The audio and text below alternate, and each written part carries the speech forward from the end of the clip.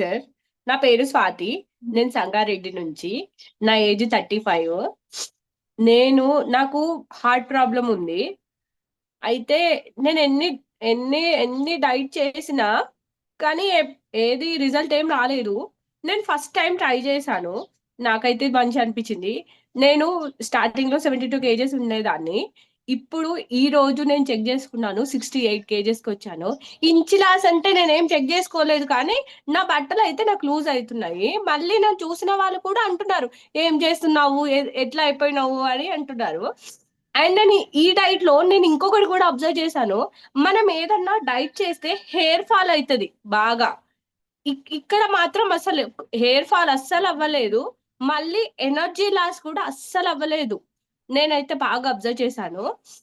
అయితే నేను heart patient ని. మా మమ్మీ అయితే ఏ దానికి అలో చేసేది కాదు. ఫస్ట్ 2 days వద్దంటే వద్దన్నది. నేను బలవంతంగా చేశాను. థర్డ్ డే నుంచి మా ఇంట్లో వాళ్ళు ఎంకరేజ్ చేశారు, ఈ ఫ్రూట్ తీసుకో, ఆ ఫ్రూట్ తీసుకో, ఈ జ్యూస్ తాగు, ఇది తాగు, అది తాగు అని వాళ్ళే ఎంకరేజ్ చేశారు. నాకైతే అది చాలా బాగా అనిపించింది. అండ్ మిడిల్ లో ఫస్ట్ 7 days నేను అబ్జర్వ్ చేశాను.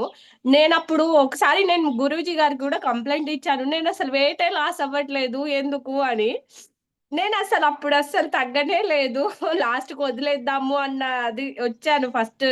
అదే సెకండ్ స్టేజ్ 7 days చేస్తాం కదా అప్పుడు. తర్వాత మా హస్బెండ్ అసలు ఒప్పుకోలేదు. వద్దు, స్టార్ట్ చేసినావు కంటిన్యూ చేయని చెప్పారు. ఆయన ఎంకరేజ్ చేశారు. నేనైతే ఇప్పుడు నా ప్రాబ్లం సాల్వ్ అయ్యిందా లేదా నేను ఇప్పుడు నెక్స్ట్ చెకప్కి వెళ్తే తెలుస్తుంది, కానీ నేనైతే చాలా యాక్టివ్ గా ఉన్నాను. నాకైతే ప్రోగ్రామ్ చాలా సాటిస్ఫైడ్. నాకైతే బాగా అనిపించింది. Thank you. Spiritual spiritual spiritual గా అంటే అది కూడా కాన్సన్ట్రేషన్ పెరిగింది దేవుని పైన. మళ్ళీ ఎప్పుడన్నా భజనలకు అవి వెళ్తే ఉండబుద్ధి వేసేది కాదు. ఇప్పుడు ఉండాలనిపిస్తుంది. ఇప్పుడు కార్తీక మాసము గుడి దగ్గర కథలు చెప్తారు కదా, పురాణాలు చెప్తారు కదా, నేను అస్సలు వెళ్ళేదాన్నే కాదు అప్పుడు. ఇప్పుడు ఇంట్రెస్ట్ వస్తుంది, ఈ గుడికి వెళ్దామా, ఆ గుడికి వెళ్దామా, సోమవారం ఏ గుడికి వెళ్దాం, మంగళవారం ఏ గుడికి వెళ్దాం, అట్లా ఇంట్రెస్ట్ నాకు వస్తుంది. మళ్ళీ ఇప్పుడు మా సిస్టర్ వాళ్ళందరూ వెళ్తున్నారు నది స్నానాలకు, దీపాలు వదలడానికి అట్లా వెళ్తున్నారు.